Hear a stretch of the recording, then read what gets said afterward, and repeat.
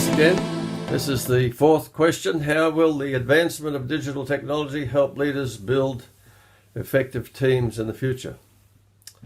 I think that that the virtual boardroom experience that is now achieved very well through a number of services, WhatsApp, Skype, and a couple of others. Also, the technology associated with developing the classroom experience, where you have numerous students from all over the world. You have the access or the service of both schematics as well as the video. The faster the internet gets, 5G will certainly serve that. And so the virtual boardroom is becoming almost the real boardroom. But again, as I'd said previously, there's a certain number of things that can be done. There's information transfer. Through the discussion, you can demonstrate skill and capacity, and you can also possibly provoke attitude change or develop character. There's a certain amount of these functions that can be done in that kind of a setting. If that kind of a meeting affords that to the group that is meeting. But I do think that there is a limitation when you want to have a moment where you bare your heart. And of course, we have discovered that in our schools that the bearing the heart journey has been transformational for a whole lot of people. But again, a facilitator has to provide that, and of course, that's one of the essential ingredients: is a gifted facilitator who knows how to sense the moment and allow for that kind of transparency, so that the vulnerability and transparency is not exploited or doesn't become a bruising experience either for the listeners or for the speaker.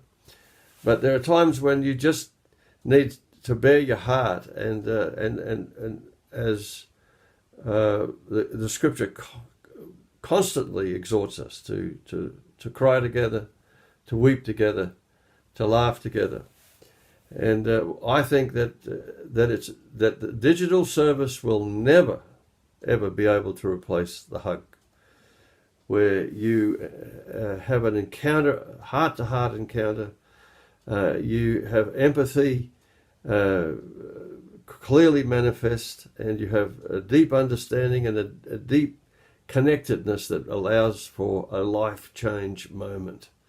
And where the presence of God is manifest through the warm body of somebody who is able to serve with a leadership gift and a moment of, being Christ in the midst of that situation. And so I think that it depends on what you're doing. Are you multiplying YWAM bases? That's a huge task that I believe that anybody who wants to multiply YWAM bases will require that the persons who move out to start another base will have needed to be in a witness experience, face to face, living together for at least 2 years, if not 3, according to Jesus' standard. Jesus had 3.5 years with his leaders, and they watched him, they observed him. As John says in 1 John, we looked upon, we touched, we saw, we heard, we fellowship with, and now our fellowship is with him and the Father. So John clearly identifies there in 1 John 1 himself as a eyewitness, and he describes his eyewitnessing in all of those sensory elements of discovering who Jesus was and how he did what he did and why he said what he said. I have also come across a marvelous contribution that digital technology is now making to the explosion of multiplying movements, church planting movements across the planet, particularly among people of different ethnicity.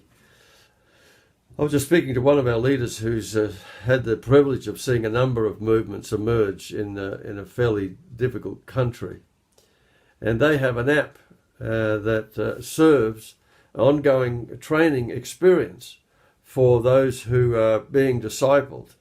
And it doesn't matter if you're ploughing a field or you're planting rice. Most countries of the world now, you can pull out a smartphone so these guys are being discipled. They're farmers, they're rice planters. They can pull out their smartphone and think, now what was the next lesson we were supposed to understand? And there it is, right there. Bang! He puts his finger right on the app and gets the next lesson.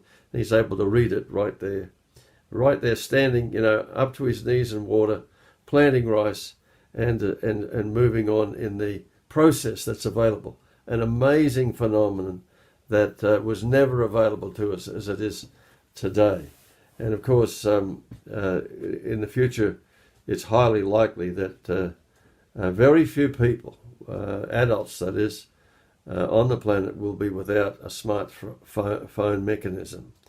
And so I think that we are being well served, and we need to use these pieces of technology to the max for the business of connecting, keeping connected, being able to be available, and to be able to offer a package of information that will be helpful, as well as time to listen.